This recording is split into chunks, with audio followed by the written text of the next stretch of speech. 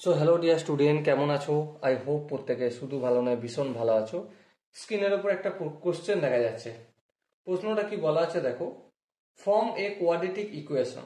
একটা quadratic equation form করব, গঠন করব উইথ রিয়েল কোএফিসিয়েন্টের মাধ্যমে হুইচ রুটস ইজ, যার রুট হলো একটা রুট বলে দেয়া আছে, কত সেটা 3 - 2 আয়োটা। এবার প্রশ্ন হচ্ছে, যখনই আমরা দেখব যে একটা রুট এভাবে রয়েছে 3 - 2 আয়োটা রয়েছে, আয়োটা হচ্ছে কমপ্লেক্স নাম্বার, তখন অপর রুটসটা কত হবে?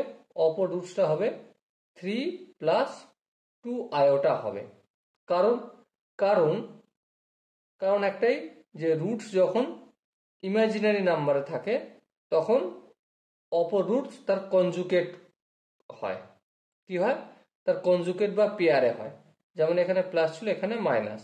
ওকে, সো এবারে আমরা গঠন করার সময় কি জানি, যে কোনো কোয়াড্রেটিক ইকুয়েশন গঠন করতে গেলে x² minus alpha plus beta, মানে দুটো রুটসের সমষ্টি into x plus alpha into beta equal to 0 হয়। সো আমরা আলফা প্লাস বিটা সমান কত?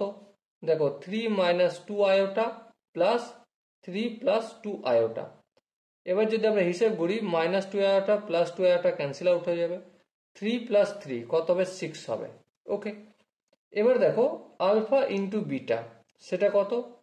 3 - 2 আয়োটা ইন্টু 3 + 2 আয়োটা। দেখো a - b into a + b কি হয়?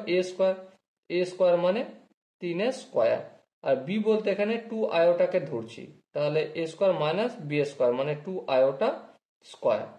3 মানে 9, এখানে মাইনাস আছে, 2 মানে 4, কিন্তু আয়োটা স্কোয়ার মানে -1 হয়, তাহলে 9 মাইনাস মাইনাসে +4, 9 × 4 কত হবে? 13। তাহলে আলটিমেট x² আলফা প্লাস বিটার ভ্যালু কত পেয়েছি? 6। তাহলে 6x হলো প্লাস আলফা ইন্টু বিটা কত?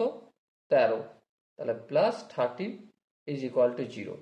এবার দেখো এই জায়গায় কোএফিসিয়েন্ট রিয়েল, হ্যাঁ রিয়েল, কারণ 13 হচ্ছে কনস্ট্যান্ট, এটাও রিয়েল নাম্বার, -6 এটাও রিয়েল নাম্বার, আর x² এর কোএফিসিয়েন্ট কিছু নেই, এখানে 1 আছে, সো এটাও রিয়েল নাম্বার। ওকে, তাহলে এই আনসারটাই ঠিক আনসার হবে। আই হোপ তোমরা প্রত্যেকে এই কোশ্চেনের যে কনসেপ্ট সেটা বুঝতে পেরেছো। এবার কোনো জায়গায় যদি বুঝতে অসুবিধা থাকে, কনফিউশন থাকে, তো কি করতে হবে? কমেন্ট সেকশন রয়েছে, কমেন্টে অবশ্যই জানাতে হবে। ওকে, সো ডিয়ার স্টুডেন্ট, দেখা হচ্ছে নেক্সট সেশনে। ততক্ষণ পর্যন্ত ভালো থেকো, সুস্থ থেকো এবং জয় হিন্দ।